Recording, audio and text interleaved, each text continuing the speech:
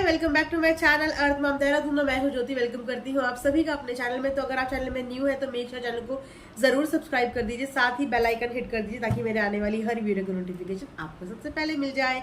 So without further delay let's get start the video.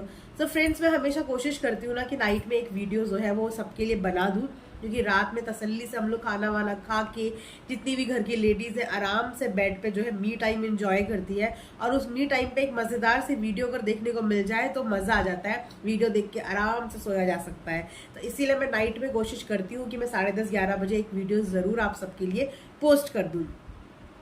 तो चलिए आज का तड़कता भड़कता टॉपिक शुरू करते हैं। यूं तो ये टॉपिक बहुत पुराना है, लेकिन मैंने इस टॉपिक पे वीडियो नहीं बनाई थी, लेकिन मुझे बनानी थी। ऐसा नहीं था कि मुझे नहीं बनानी थी, मेरे माइंड में था कि मैं बनाऊंगी। तो आज मुझे टाइम मिला तो मैंने कहा चलो आज इसी से शुरुआत की जाए। जैसे कि आप सब ने व्लॉग में देखा होगा, जो लोग जो है चालू अप्पी के व्लॉग्स को फॉलो करते हैं, चालू अप्पी के जहान को फॉलो करते हैं, तो आपने उनका एक व्लॉग देखा होगा जिस व्लॉग में वो भागी भागी मुंबई से मौदा गई, फिर मौदा से मुंबई आई। तो वो भागम भागी वाला व्लॉग आपने सारा देखा होगा, और देखे जो समझदार होंगे वो इस चीज को समझ गए होंगे, और जो नहीं समझना चाहते उन्हें हमें समझाना बिल्कुल नहीं है। हमें सिर्फ अपनी बात कहनी है, जो हमने ऑब्जर्व किया, जो हमने एनालाइज किया, हमें सिर्फ वो कहना है। हमें किसी को भी कन्विंस नहीं करना, क्योंकि समझदार लोगों को कन्विंस करने की कभी भी फ्रेंड जरूरत नहीं होती, वो लोग खुद ही देख के समझ जाते हैं। बात शुरू करते हैं चालू अप्पी की शादी से पहले की।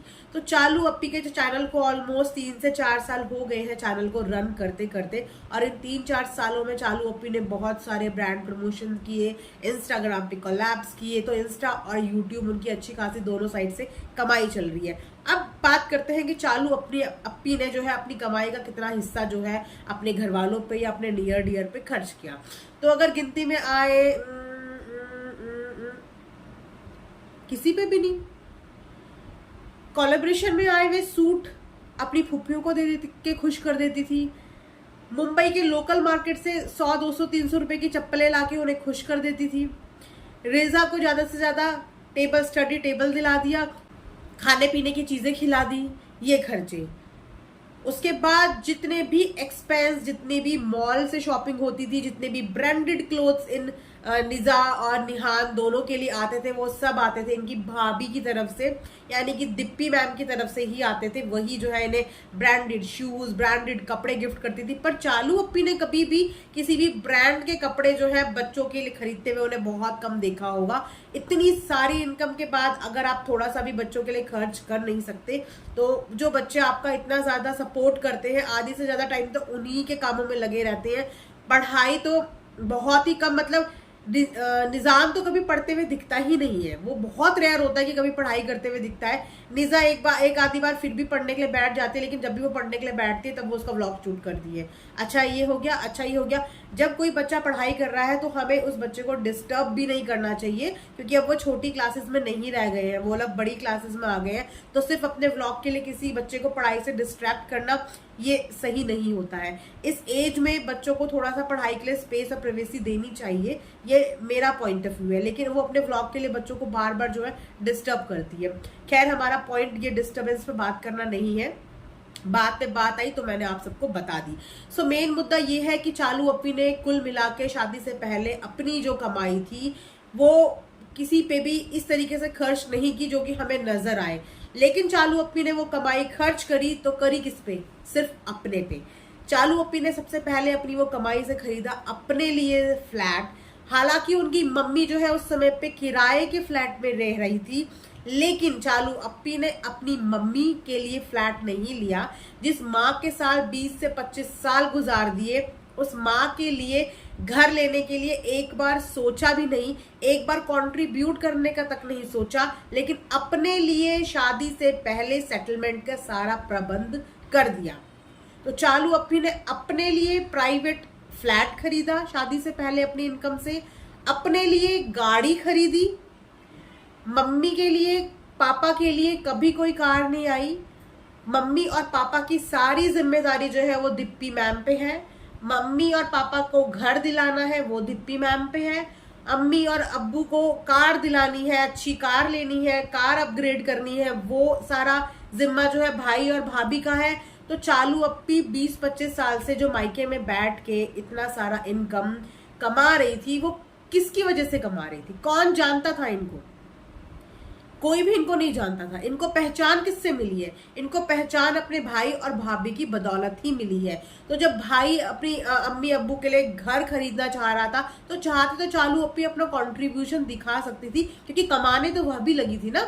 लेकिन अपने लिए चालू अप्पी ने फ्लैट लिया, अपने छत का इंतजाम कर लिया और अपने लिए कार भी मुंबई में ले ली कि मैं जब भी मुंबई में आऊं, मैं किसी पर डिपेंड ना रहूं, अपने फ्लैट में जाऊं, अपने फ्लैट में आराम से सोऊं, अपने फ्लैट में रेस्ट करूं।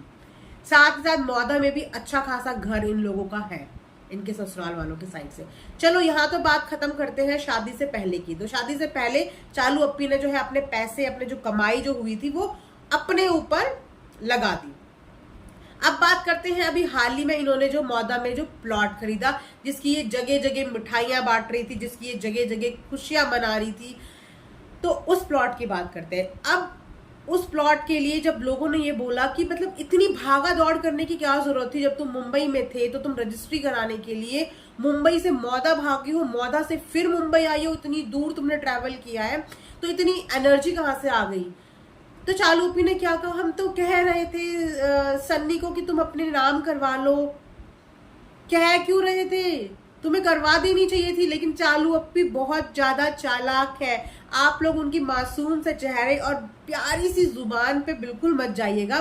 चालू अप्पी ने, चाहे वो मुंबई की प्रॉपर्टी हो, वो इंडिविजुअल चालू अप्पी के नाम पे है, चाहे वो कार हो, वो चालू अप्पी के नाम पे है, और तो और जो अब जो प्लॉट खरीदा गया है वो भी चालू अप्पी के ही नाम पे है। हालांकि जब हस्बैंड वाइफ की शादी हो जाती है तो लोग प्रेफर करते हैं एक जॉइंट रजिस्ट्री में। चलो शादी से पहले का हम अलग कर देते हैं कि उस समय शादी नहीं हुई थी, जस्ट टू मेक अपने हस्बैंड को गुड फील कराने का कि यस हम लोग बराबर है, हम लोग इक्वल है, तुम्हारा और मेरा हमारा है। तो एक जॉइंट रजिस्ट्री भी वो करवा सकती थी, लेकिन नहीं, उन्होंने वो प्लॉट भी इंडिविजुअली अपने नाम पे किया। उस प्लॉट के लिए वो मुंबई से मौदा भाग के आई, फिर मौदा से मुंबई गई, और उसके बाद उन्होंने पब्लिक के सामने वाइटी पे ये भी बोल दिया कि ये प्लॉट मेरा है, ये भी क्लियर कर दिया कि ये प्लॉट मेरा है, और मतलब अपने हस्बैंड को वहां पे भी नीचा दिखा दिया। अगर तुमने हस्बैंड के नाम पे वो प्लॉट नहीं करना था या तुमने जॉइंट रजिस्ट्री भी नहीं करनी थी, तो तुम्हें ये पब्लिक को बताने की जरूरत ही नहीं थी कि वो इंडिविजुअल तुमने खरीदा है। तुमने अपने पति से भी यही बुलवाया कि ये इंडिविजुअल तुमने खरीदा है, और जिस हिसाब से खुश हो कि तुम सब जगह मिठाइयां बांट रही थी, तो सब तुम्ही को बोल रहे थे कि तुमने खरीद लिया, तुमने खरीद लिया, तुमने खरीद लिया। तो तुमने पब्लिक को अपने पति पे उंगली उठाने का एक बार फिर से मौका दे दिया है, और उसके बाद आप ही गुस्सा होती हुई आती हो कि मेरे पति को ऐसे कैसे बोल दिया। लेकिन अगर आप ही अपने हस्बैंड को इस तरीके का नकारा दिखाएंगे कि आपका हस्बैंड जो है उसने आपके साथ किसी भी तरीके का पैसे में कंट्रीब्यूशन नहीं किया, या उसके पास कोई सेविंग नहीं थी, या कुछ भी नहीं था, आपने ही ये दिखाया है।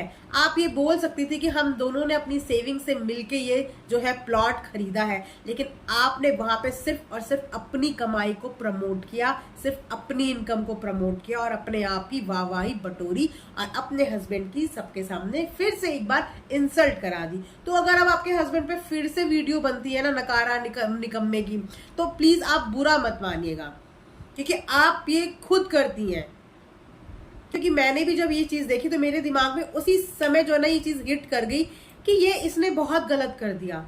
आपने चाहे निजी प्राइवेट पर्सनल लाइफ में आपने नहीं लिया हो उनके नाम पे या नहीं किया हो, कम से कम पब्लिक को वैसे भी आप लोग इतना शो ऑफ तो करते ही हो, तो इतना भी शो ऑफ कर देते कि हम दोनों ने मिलकर ये प्लॉट खरीदा है, हम दोनों ने मिलकर अपनी सेविंग से ये प्लॉट खरीदा है, तो बोलने वालों को कुछ मौका ही नहीं मिलता। तो ये थी मेरी आज की एक छोटी सी वीडियो चालू अप्पी के बारे में। ये वीडियो बहुत दिन से मैं बनाने की सोच रही थी, तो मुझे आज मौका मिला, तो मैंने सोचा क्यों ना आप सबके साथ शेयर करती हूँ। तो आप खुद बताइएगा कि जो मैंने पॉइंट्स बोले क्या वो पॉइंट सही नहीं है। अब अगर इन्होंने मौका दिया है तो क्या रिएक्शन वाले इस चीज पे रिएक्शन नहीं देंगे?